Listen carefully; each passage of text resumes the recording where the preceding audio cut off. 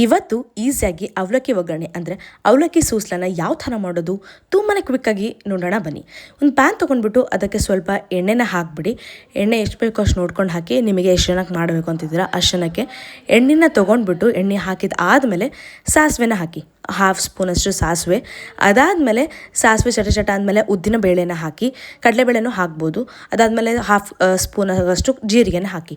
ಇದೆಲ್ಲ ಚಟ ಅಂತ ಅಂದಮೇಲೆ ಸ್ವಲ್ಪ ಸಾಸಿವೆ ಜೀರಿಗೆ ಎಲ್ಲ ಚಟ ಅಂದಮೇಲೆ ನೀವು ಒಂದು ಹಸಿಮೆಣಸಿಕಾಯಿನ ಕಟ್ ಮಾಡಿಬಿಟ್ಟು ಸಣ್ಣದಾಗಿ ಅದಕ್ಕೆ ಹಾಕಿಬಿಡಿ. ಹಸಿಮೆಣಸಿಕಾಯಿ ಎಲ್ಲ ನಿಮಗೆ ಗೊತ್ತಿರುತ್ತೆ, ಅದರದ್ದೆಲ್ಲ ಚೆನ್ನಾಗಿ ಬೆಂದಮೇಲೆ ಸ್ವಲ್ಪ ಕೊತ್ತಂಬರಿನ ಹಾಕಿ. ಹಸಿಮೆಣಸಿಕಾಯಿ ಕೊತ್ತಂಬರಿ ಚೆನ್ನಾಗಿ ಫ್ರೈ ಆಗಬೇಕು. ಆ ಫ್ರೈ ಆದಮೇಲೆ ನೀವು ಈರುಳ್ಳಿ ಮತ್ತು ಟೊಮೆಟೊನ ಹೆಚ್ಚಿ ಇಟ್ಕೊಂಡಿರಿ. ನಿಮಗೆ ಎಷ್ಟು ಬೇಕೋ ಅಷ್ಟು. ನಾವಿಲ್ಲಿ 1 ಟೊಮೆಟೊ 1 ಈರುಳ್ಳಿನ ಹೆಚ್ಕೊಂಡಿದ್ದೀವಿ. ನಿಮಗೆ ಎಷ್ಟು ಬೇಕೋ ಅಷ್ಟು ಹೆಚ್ಕೊಳ್ಳಿ. ಸ್ವಲ್ಪ ಕ್ವಾಂಟಿಟಿ ಮಾಡ್ತಿರೋದ್ರಿಂದ ಸ್ವಲ್ಪ ಮಾಡ್ತಿದ್ವಿ, ಜಾಸ್ತಿ ಮಾಡ್ತಾಯಿದ್ರೆ ಜಾಸ್ತಿನೂ ಹಾಕ್ಬೋದು. ಅದಾದಮೇಲೆ 1/2 ಸ್ಪೂನಷ್ಟು ಅರಿಶಿನ ಪುಡಿನ ಹಾಕಿಬಿಟ್ಟು ಚೆನ್ನಾಗಿ ಫ್ರೈ ಮಾಡಿ. ಯಾಕಂದರೆ ಈರುಳ್ಳಿ ಮತ್ತು ಟೊಮೆಟೊ ಚೆನ್ನಾಗಿ ಬೇಯಬೇಕು, ಹಸಿ ಇರಬಾರ್ದು. ಸೊ ಈರುಳ್ಳಿ ಮತ್ತು ಟೊಮೆಟೊ ಚೆನ್ನಾಗಿ ಬೇಯಬೇಕು ಅಂತ ಚೆನ್ನಾಗಿ ಎಣ್ಣೆಯಲ್ಲಿ ಫ್ರೈ ಮಾಡ್ತಾ ಹೋಗಿ. ನಿಮಗೆ ಗೊತ್ತಿರುತ್ತೆ, ಈ ಒಗ್ಗರಣೆನ ನೀವು ಬೇರೆ ಚಿತ್ರಾನ್ನಕ್ಕೂ ಯೂಸ್ ಮಾಡ್ಬೋದು, ಆ ಥರ ಏನಿಲ್ಲ. ಸೊ ಚಿತ್ರಾನ್ನ ಸ್ವಲ್ಪ ಅವಲಕ್ಕಿ ಒಗ್ಗರಣೆ ಆಲ್ಮೋಸ್ಟ್ ಸೇಮ್. ಅದಾದಮೇಲೆ 1/2 ಸ್ಪೂನಷ್ಟು ಉಪ್ಪನ್ನು ಹಾಕಿಬಿಟ್ಟು ಚೆನ್ನಾಗಿ ಫ್ರೈ ಮಾಡಿ. ಉಪ್ಪು ಹಾಕೋದ್ರಿಂದ ಟೊಮ್ಯಾಟೊ ಬೇಗನೆ ಬೇಯುತ್ತಂತಲೇ ಹೇಳ್ಬೋದು. ಅದಾದಮೇಲೆ ಸ್ವಲ್ಪ ನೀರನ್ನು ಹಾಕಿ. ಬಿಕಾಸ್ ಟೊಮ್ಯಾಟೊ ಮತ್ತು ಈರುಳ್ಳಿ ಸ್ವಲ್ಪ ನೀರು ಹಾಕಿ ಉಪ್ಪು ಹಾಕಿ ಮುಚ್ಚಿಟ್ಬಿಟ್ರೆ ನಿಮಗೆ ಕ್ವಿಕ್ಕಾಗಿ ಬೇಗನೆ ಬೆಂದೋಗ್ಬಿಡತ್ತೆ ಅಂತಲೇ ಹೇಳ್ಬೋದು. ಸೊ ಕ್ವಿಕ್ಕಾಗಿ ಮುಚ್ಚಿಟ್ಬಿಟ್ರೆ ನೀವು ನೋಡ್ಬೋದು ಎಷ್ಟು ಚೆನ್ನಾಗಿ ಆಗಿದೆ ಅಂತ.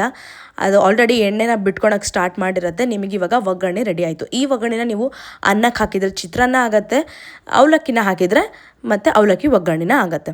ಸೊ ಇವಾಗ ನೆಕ್ಸ್ಟ್ ನೀವೇನು ಮಾಡಿ, ಅವಲಕ್ಕಿನ ನೆನೆಸಿಟ್ಕೊಳ್ಳಿ. ಇದು ಒಗ್ಗರಣೆ ಅವಲಕ್ಕಿ ಅಂತ ಕೇಳಿದರೆ ನಿಮಗೆ ಕೊಡ್ತಾರೆ, ಯೆಲ್ಲೋ ಕಲರ್ ಪ್ಯಾಕೆಟಲ್ಲಿ ಸಿಗುತ್ತೆ ಶಾಪಲ್ಲಿ.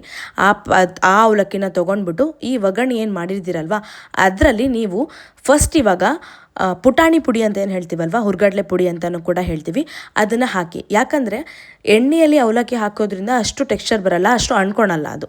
ಸೊ ಈ ಪುಡಿ ಹಾಕೋದ್ರಿಂದ ಚೆನ್ನಾಗಿ ಕುತ್ಕೊಳತ್ತಂತಲೇ ಹೇಳ್ಬೋದು. ಇದೇ ಸ್ವಲ್ಪ ಸೀಕ್ರೆಟ್ ಇಂಗ್ರೀಡಿಯೆಂಟ್ ಅಂದ್ರೇ ಈ ಹುರ್ಗಡ್ಲೆ ಪುಡಿನ ಹಾಕಿಬಿಟ್ಟು ಅವಲಕ್ಕಿ ನೆನೆಸ್ಕೊಂಡಿದ್ರಲ್ವ, ಒಂದು 10 to 15 ಮಿನಿಟ್ಸ್ ಅವಲಕ್ಕಿನ ನೆನೆಸ್ಕೊಂಡಿದ್ರಿ, ಆ ಅವಲಕ್ಕಿನ ಪುಟ್ಟಿಯಲ್ಲಿ ಹಾಕಿಬಿಟ್ಟು ಚೆನ್ನಾಗಿ ಮಿಕ್ಸ್ ಮಾಡಿ.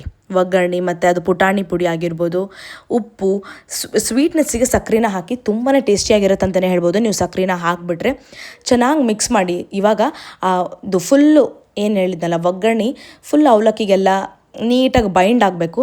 ಅದಾದಮೇಲೆ ನಿಮ್ಗೆ ಗೊತ್ತಾಗ್ಬಿಡತ್ತೆ, ಕಲರೇ ಚೇಂಜ್ ಆಗುತ್ತೆ ಅಂತಲೇ ಹೇಳ್ಬೋದು. ಯೆಲ್ಲೋ ಕಲರಾಗಿ ಟರ್ನ್ ಆಗುತ್ತೆ, ನೀವೇ ನೋಡ್ಬೋದು, ಯೆಲ್ಲೋ ಕಲರಾಗಿ ಟರ್ನ್ ಆಗುತ್ತೆ. ಇವಾಗ ನಿಮಗೆ ಬೇಕಿದ್ರೆ ನಿಂಬೆಹಣ್ಣು ಕೂಡ ಹಿಂಡ್ಕೋಬೋದು.